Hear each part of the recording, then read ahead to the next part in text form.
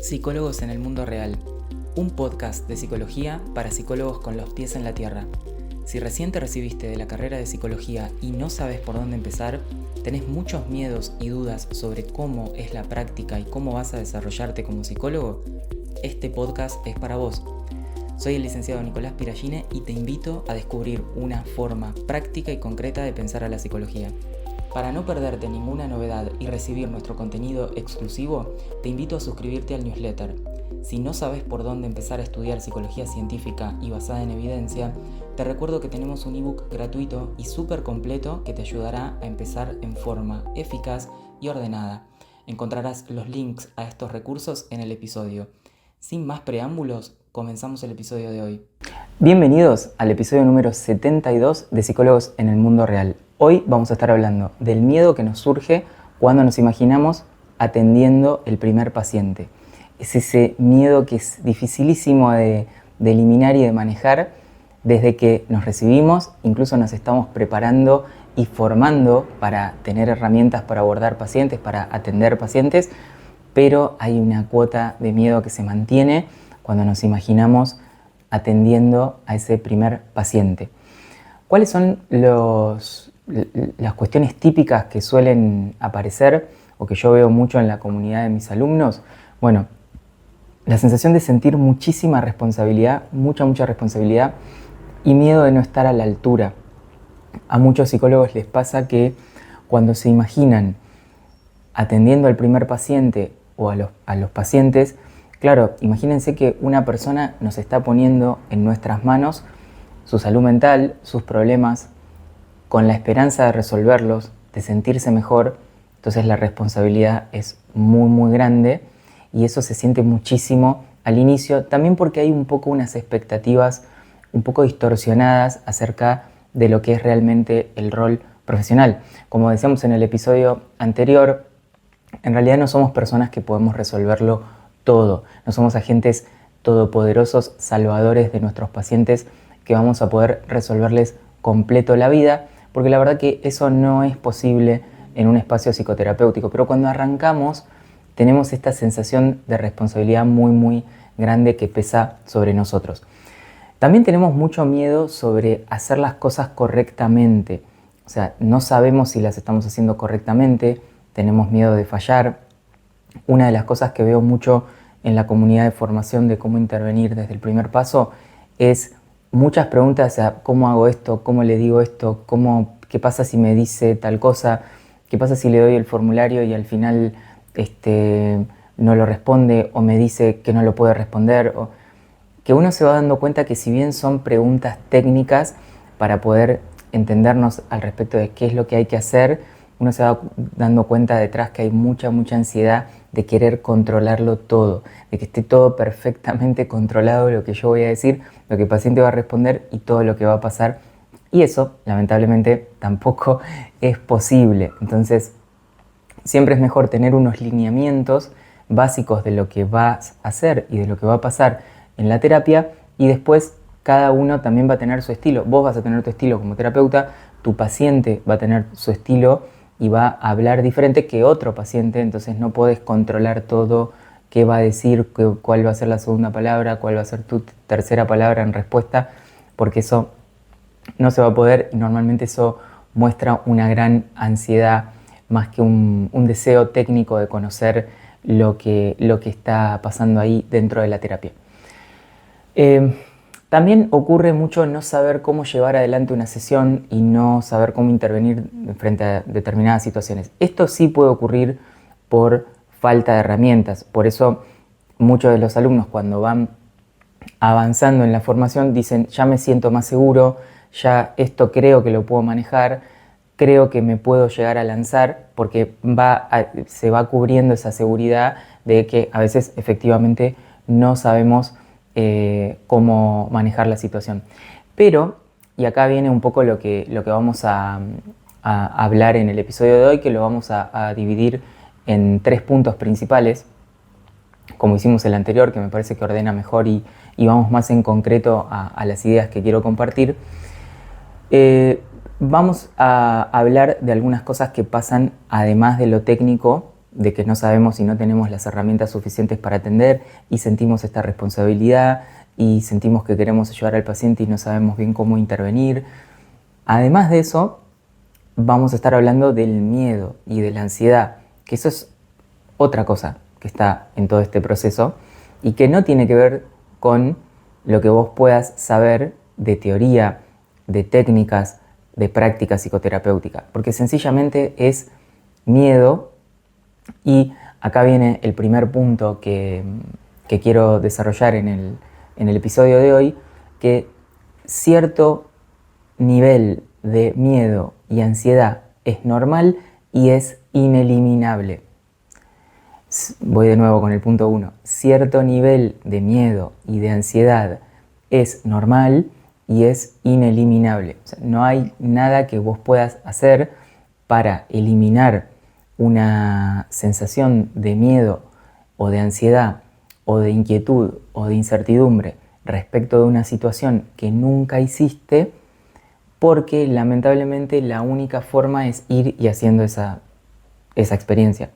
Entonces, obvio que las formaciones, los libros, el hecho de poder empezar trabajando en un equipo o con otros colegas que son amigos y que están haciendo una red, eso te va a ayudar, te va a bajar muchísimo la ansiedad, te va a bajar muchísimo el nivel de miedo, va a aumentar tu seguridad, vas a tener muchísimo más control. De hecho, muchos de mis alumnos que pasaron por la formación se lanzaron a atender por eso. Antes no se habían animado a hacerlo. Pero eso no quiere decir que cuando se hayan lanzado a atender y hayan empezado a atender, no quiere decir que no hayan tenido ninguna cuota mínima de miedo. Porque cuando vos vas a hacer una experiencia que es nueva para vos, como es atender a un paciente, por más que te digan todo, te avisen qué es lo que tenés que decir en la primera sesión, qué es lo que tenés que hacer en un tratamiento, todo lo que quieras te va a servir un montón. De hecho, hay mucha gente que no arranca porque no tiene esas herramientas, pero te vas a tener que enfrentar igualmente a la situación que es nueva. Entonces, tenés que reconocer que hay una parte que es ineliminable. ¿Por qué también hay que reconocer esto? Porque muchas veces lo vas a tratar de eliminar o controlar de otra forma. Por ejemplo, seguís bajándote libros de PDF, seguís estudiando muchas formaciones, pero ya excesivamente, y seguís haciendo cosas que básicamente lo que estás haciendo es postergando ese momento de empezar. Entonces, aceptá que cierto nivel de incomodidad, cierto nivel de ansiedad y de miedo es ineliminable, es normal y se va a ir progresivamente cuando vos vayas trabajando en exponerte a los primeros pacientes. Y acá viene el segundo punto, que es algo que nosotros como psicólogos tendríamos que saber porque deberíamos trabajar con exposición o conocer al respecto del tema, y es enfrentar el miedo de forma progresiva. No hace falta que te tires a atender los casos más difíciles o 20 casos por semana de golpe. Vos podés empezar de a poco atendiendo un solo paciente que veas que no es una problemática compleja y que veas que vos podés manejar. Y otra cosa que es muy interesante saber con esto de la progresión en lo que es el miedo es que muchas veces, claro, nos imaginamos, por ejemplo, ¿no?, atender un paciente, pero no nos estamos imaginando ese primer paso que podemos hacer para enfrentar el miedo. Nos estamos imaginando ya como una clínica con 20 pacientes y digo, uy, no, yo ya no voy a poder con esto, no voy a poder atender a 20 pacientes o a 50 pacientes, esto va a ser una locura. Pero no, pero vos a eso vas a llegar. Es como, miren, para dar un paralelismo, es como si nos imagináramos en una escalera de 15 escalones y yo estoy diciendo, no, pero no voy a poder llegar al número 15, mirá lo lejos que está, me parece un montón, no llego ni saltando. Claro, porque vos estás pensando ya en la situación final de tener todo un consultorio lleno y todo en funcionamiento y súper complejo. Pero si vos te centralizás en el primer escalón, vas a ver que ese primer escalón no es tan difícil. Por eso hablamos de exposición progresiva. Es desafiante, pero se puede enfrentar. Eso, o así debería ser. El segundo escalón, que antes te quedaba como muy lejos, como ya diste el primer escalón, estás como más o menos la misma distancia de la que estabas del primero. Entonces es como que das el paso al primer escalón y cuando querés dar al segundo escalón, vos ya venís desde el primero, entonces estás un poquito más arriba. Bueno, y así hasta llegar al número 15. Entonces no es como que te vas a exponer de golpe a una situación que no vas a manejar. No es esa la idea, sino que vos puedas exponerte progresivamente y de forma paulatina, y eso va a ir llevándote solo. El camino te va a ir llevando solo. Hay que tener paciencia y es un proceso, pero no tiene por qué ser de golpe. Esto muchas veces la gente no lo ve, o pasa mucho con el desarrollo de hábitos o de ciertas conductas, ¿no? Por ejemplo, quiero empezar a leer porque no tengo desarrollado ese hábito. Bueno, me tengo que leer un libro, el libro más grande que tengo además, en una semana o en un mes. No, empezar de una forma muy progresiva. Una de las cosas que vuelve exitosa a la modificación de conducta o al trabajo que podamos hacer de cambio de conducta, que eso incluye también lo emocional y un montón de cosas, ¿no? Es la progresión. Hacerlo de a poco es el gran secreto, muy de a poco. Cuanto más chiquitito sea el paso que tengo que dar, mejor, porque más seguro es que lo voy a poder dar y así voy avanzando. Lo único que tengo que tener paciencia y regular la ansiedad de, bueno, quiero ya tener todo resuelto, no, es ir de a poco. El tercer paso, que quiero hablar mucho también de esto, el tercer punto, es el que le llamo el peligro de la postergación. Muchas veces, y esto nos pasa con todo, ¿no? Cuando vamos a empezar a hacer algo, quiero ir a hacer una actividad o quiero ir a hacer no sé, algo que es nuevo, que sería bueno para mí, pero me da miedo. Entonces decimos, bueno, lo hago más adelante, ¿no? Muchas veces me dicen, empiezo más adelante con tal o cual cosa. Bueno, eso tiene un costo muy grande, porque lo que muchas veces no nos damos cuenta es que el costo que tiene postergar una acción es muchísimo más alto que el miedo que voy a pagar cuando la ejecute en el momento en el que la estoy ejecutando, y que es lo que quiero evitar, ¿no? Por ejemplo, vamos a un caso concreto de una persona que se recibe como psicólogo, se está formando para tener herramientas de psicoterapia y posterga iniciar, ¿no? Dice, como me da temor empezar a atender pacientes, lo dejo para más adelante. Total, ahora no es tan necesario. Porque a veces puede pasar que una situación que vos tenés que abordar, como empezar tu vida profesional, puede que no sea tan urgente. Por ahí recién te estás graduando, por ahí recién te dieron la matrícula. Y entonces decís, bueno, si yo empiezo en unos meses, no hay problema, puedo empezar más adelante. Tal vez en ese momento sí, pero vayamos extendiendo la postergación en el tiempo. Entonces de repente puede ser que pase un año desde que vos te recibiste. Bueno, dentro de todo es bastante, pero no es tanto. Puedo empezar a ejercer el segundo año, pero suponete que vos seguís practicando la postergación. Decís, no, bueno, el segundo año no lo pude hacer por X o tal motivo, entonces lo dejo para más adelante, y lo dejo para más adelante, y lo dejo para más adelante. Y yo conozco personas, y a todos nos ha pasado con alguna situación, pero particularmente siempre hay un caso que cuento de una alumna que nunca se terminó de anotar a mi programa de formación, si bien decía que quería hacerlo, y siempre todos los años me preguntaba, que pasaron 3 años así.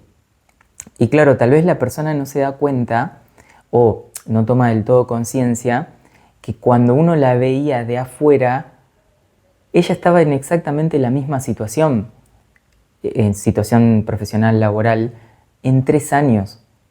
No había cambiado nada. Y si uno no hace nada por cambiar, también eso se puede extender a 5, 10, y he conocido casos de personas que me vienen a consultar o trabajamos juntos y me dicen, nunca pude empezar a ejercer por miedo en toda la vida. Entonces eso se puede extender directamente a toda la vida, 10, 20 años.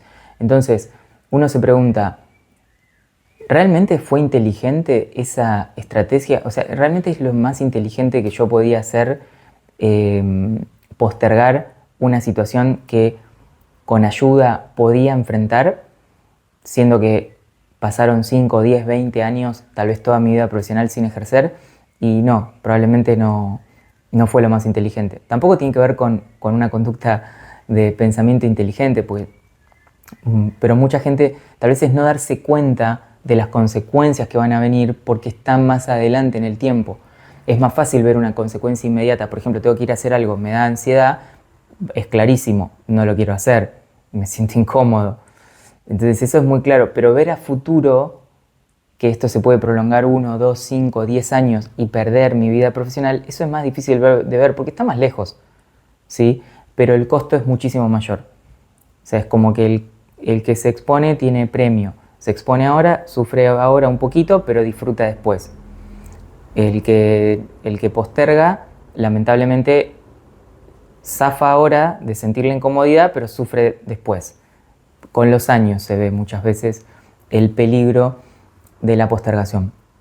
Esto se los cuento porque yo, que estaba de afuera, con esta alumna que nunca fue, le llamo yo porque nunca se terminó de decidir de anotarse, yo que estaba de afuera veía su caso, pero ella no sabía, obvio yo no le puedo decir tampoco, pero que yo veía otros casos de gente que por ahí ya había terminado la formación, ya estaba atendiendo, estaba en un grupo profesional y ya estaba con pacientes en muy poco tiempo. Entonces era muy fuerte de ver esa situación, porque lo que vos te encontrás es muchas veces que cuando la persona posterga una situación, esa situación que posterga es la que te podría haber llevado a crecer profesionalmente y quedás estancado ahí. O sea, nadie te va a solucionar esa situación ni se va a solucionar sola. Si es una situación que requiere que vos te expongas. Por ejemplo, atender el primer paciente. Nadie puede llevarte la mano, obligarte a hacerlo. Entonces, es muy importante que nosotros podamos frenar un momento y decir, está bien, me siento ansioso, esto es una situación desafiante, no sé cómo voy a hacer bien con el primer paciente, pero tengo que encontrar la manera de dar un pequeño paso hacia eso, porque el peligro de postergar es mucho mayor que los problemas que voy a experimentar hoy si me expongo a atender ese primer paciente. Entonces, estamos con estos episodios así bien concretos y con ideas muy concretas. Vamos a repetir los 3 puntos que vimos hoy. Punto número 1. Reconocer que parte del miedo es normal y una cuota de miedo es normal y es ineliminable de la experiencia de empezar a atender pacientes. Punto número 2. No tenés que abordar eso de golpe. Podés abordarlo a través de exposición progresiva, empezando paso a paso como vos te sientas cómodo. Y punto número 3, el peligro de la postergación. Es mucho más peligroso postergar, aunque los problemas vienen después. Cuando vienen es un meteorito en la cabeza que te cae. Es mucho más peligroso eso que afrontar una incomodidad ahora de hacer algo que tal vez no tengo tantas ganas o me cuesta, pero después ya resulta mucho más fácil y es lo que me permite avanzar. Es más, como postdata de este episodio, les diría que si todas las acciones que ustedes hacen en sus vidas son todas cómodas, probablemente no vayan a estar avanzando profesionalmente. ¿Por qué? Porque el avance profesional y tal vez en cualquier área de la vida surge de enfrentar acciones incómodas, lamentablemente. Así que si no se están poniendo un poco incómodos, probablemente no vayan a estar avanzando. Eso es por lo menos mi conclusión hasta el momento. Ustedes analícenlo. Muy bien, hasta aquí llegamos con el episodio número 72. Espero que les haya gustado, les haya servido. En el newsletter van a tener información complementaria, recursos ampliatorios como siempre. Y nos estamos viendo y escuchando en el próximo episodio. Chau, chau.